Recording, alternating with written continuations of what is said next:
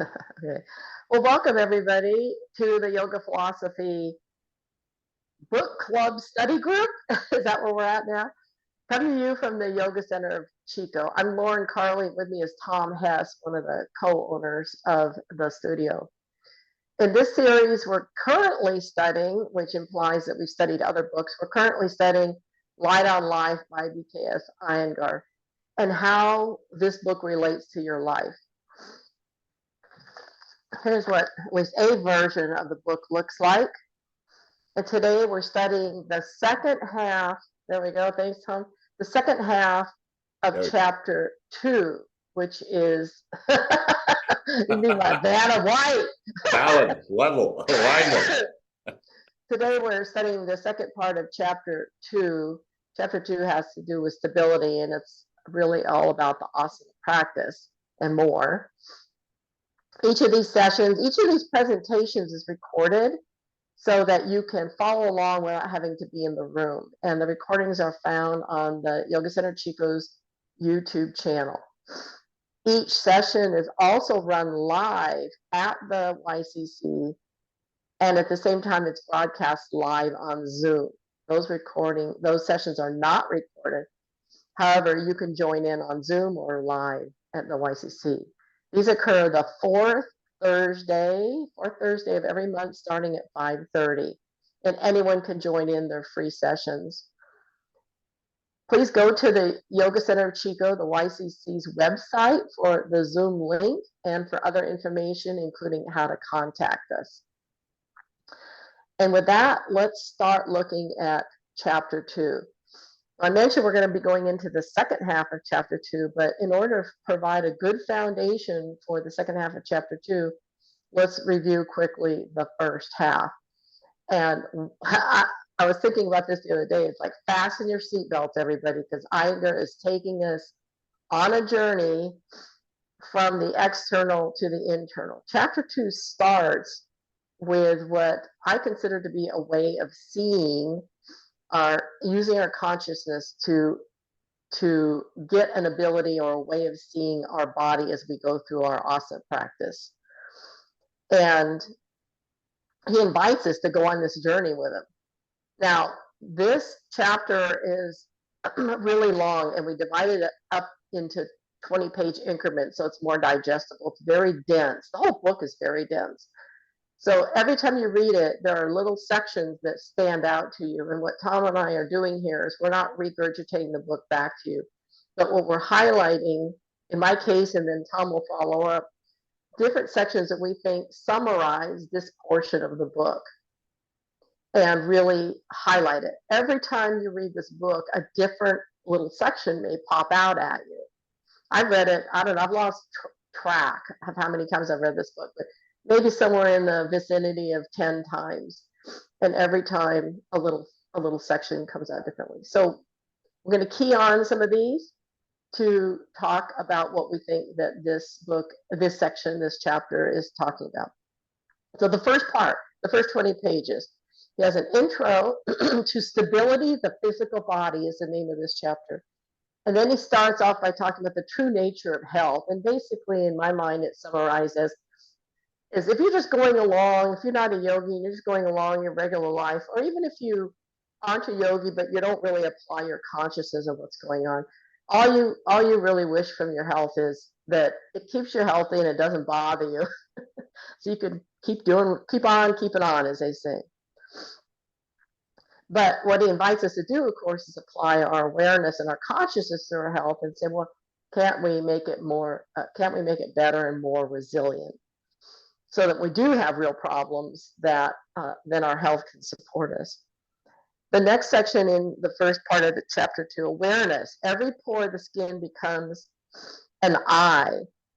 And that's a mind blower for some people the first time that they encounter this. And this is an example, just the title of this section is an example of taking your awareness of your body, your consciousness, and extending it out to every surface of your skin when you're either any point in time in your daily life, or particularly when you're doing your asana practice.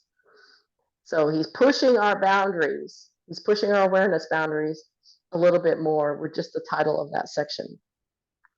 And then he takes us even further. The next section, dynamic extension from the core of your being out. So you can imagine now that we're aware, because once you're aware, you can never go back, that you're aware of your skin and every pore of your body from the inside out being activated in your asana practice. And then pushing yourself a little further. Let's just say I just finished teaching class, so I emphasize inhale, tee up.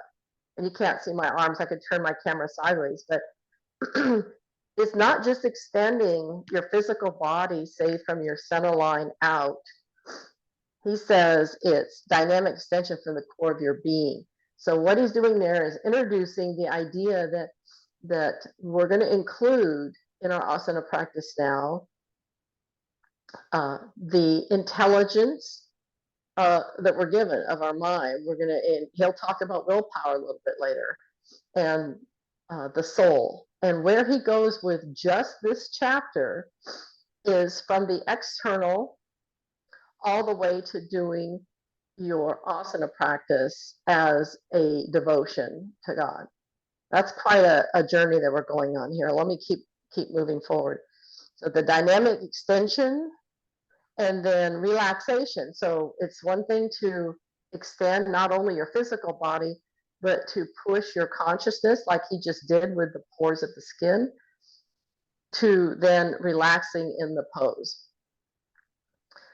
Then the next section is called lightness. Think light, feel light. So that was the first section, first half of chapter 2, where he takes us from the very external idea of just our general health all the way into where now we're starting to incorporate non-physical aspects of our being.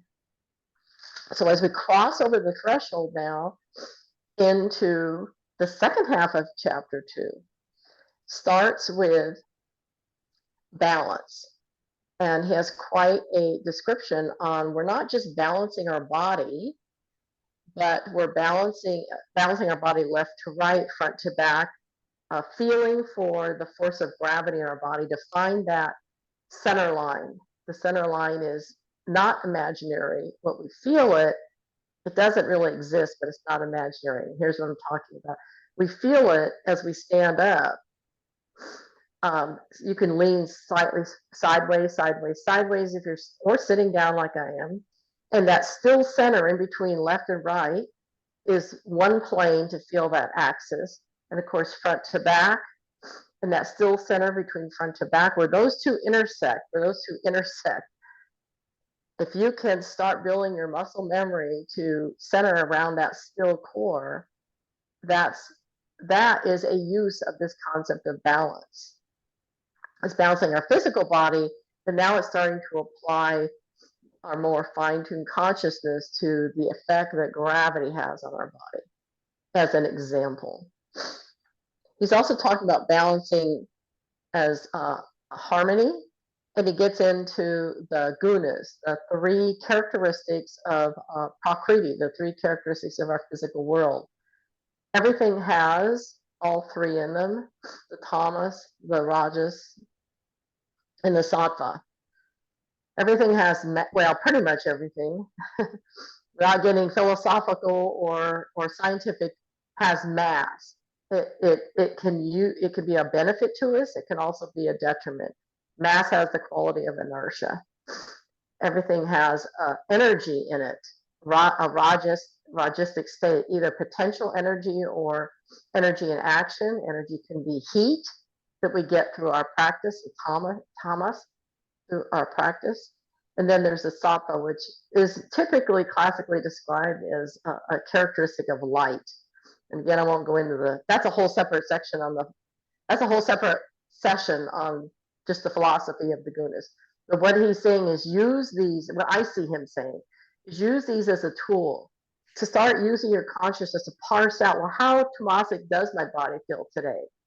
Can I change some of that into a rajasic state by moving, by taking the hardest yoga pose there is, which is stepping onto your mat. That's a joke in my part, but you get the point. And once you start moving, of course, once you have built up some energy, it's easier to keep moving. And then what this chapter is talking about is applying your consciousness to then start bringing in the sattvic aspect of what of yourself, and how you can see, but also how you can feel, for example, every pore in the skin. And of course, what he's talking about is balance those gunas. That's part of the balance that he's talking about. And these are, in my mind, tools, because they're characteristics of Prakriti. They're tools you can use to help break down the different aspects of what's going on in your body. The second part of this chapter, and it's a big part of this chapter, he talks about pain and discomfort. And I'll just say that this is, and he says it in here, there's the physical pain and then there's mental pain. All pain is your guru. You can learn from it. And there's also the good pain and the, I don't know if you call it bad, but the not so good pain. So if you're in a pose that is screwing up your knee and you know for sure that this is not right, get out of that pose. I don't care what any teacher tells you. This is one teacher that's saying you don't want a student to come out with an injury because they ignored the pain. But there's an awful lot of pain, mental pain and physical pain, or could be discomfort. You can experience it as discomfort that you can learn from and you work through. So, for example, if you got pain in your hip because you're doing Virabhadrasana 2, well, you might want to start looking at whether your knee is over your heel, for example, or whether your knee is all cantilevered in, and that poor hip joint's having to take a lot of the stress because your knee is not over your heel. Just one little tiny example. So as Iyengar said earlier in chapter 1, always be asking yourself, what am I doing and why am I doing it? If you've got pain, you might ask yourself, what am I doing and why am I doing it? Is this causing my pain? Or is my joint just stiff? Do I have arthritis in the joint?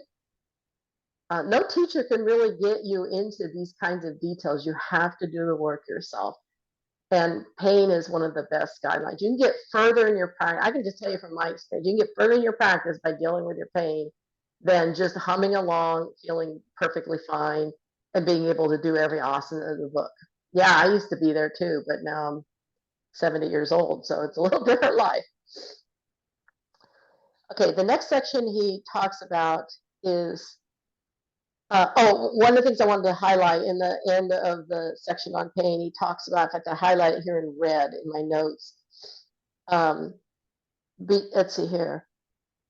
It says, when we extend and expand our body consciousness beyond its present limitations, we're working on the frontier of the known towards the unknown by an intelligent expansion of awareness. This is so important.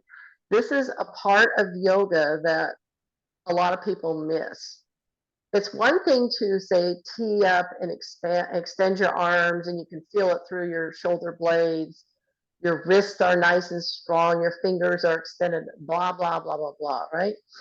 But if you're doing it because somebody's telling you to do it, or you're reading a book and it's telling you to do it, that's fine, that's where you are. But what he's really taking us here is crossing this threshold of extending our consciousness, pushing our consciousness out.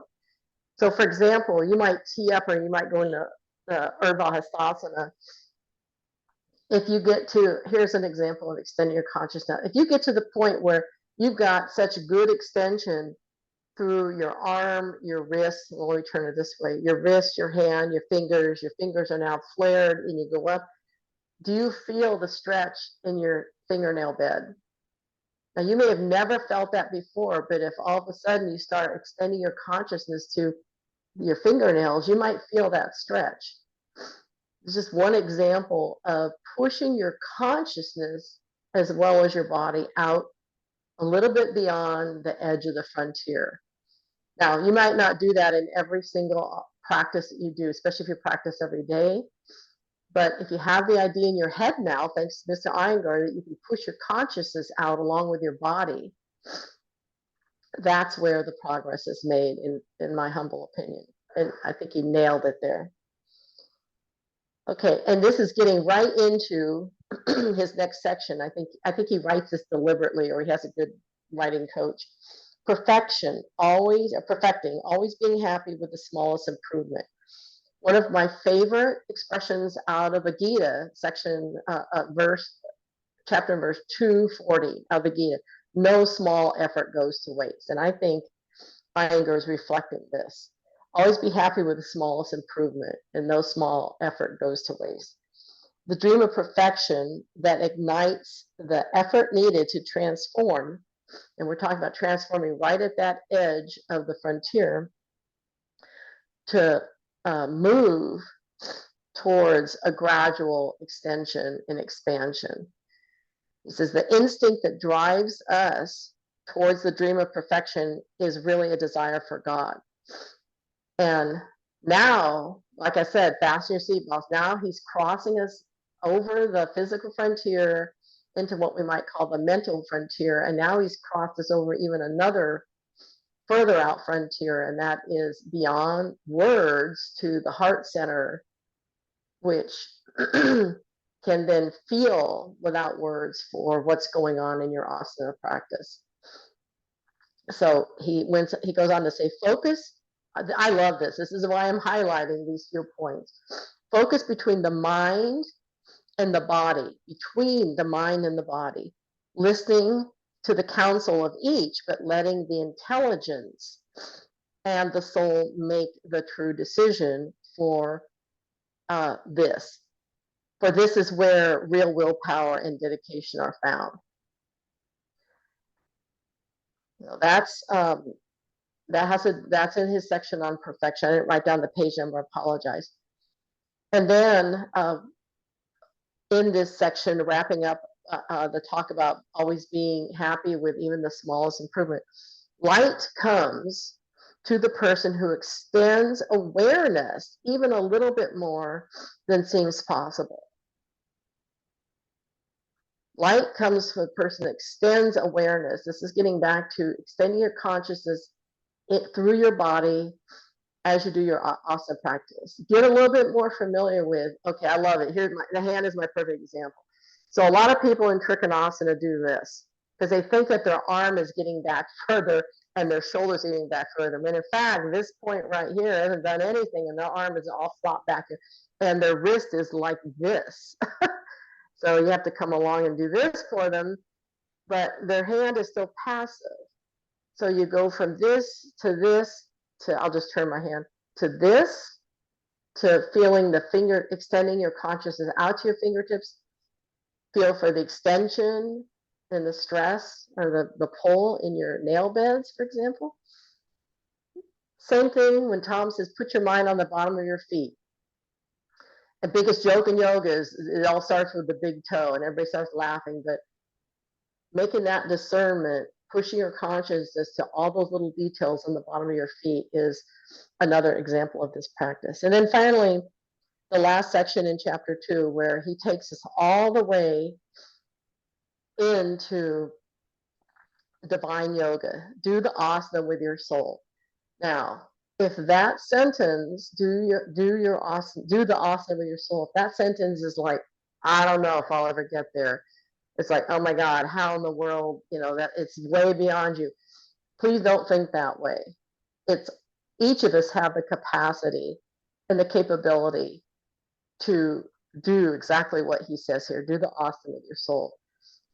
It takes some desire. It takes a lot of desire. It takes a lot of work of asking the question, what am I doing and why am I doing it, to get to that point, but you all have the capability of doing it. And what I highlighted here is work towards the inner reality of our existence. Well, that's kind of a broad statement.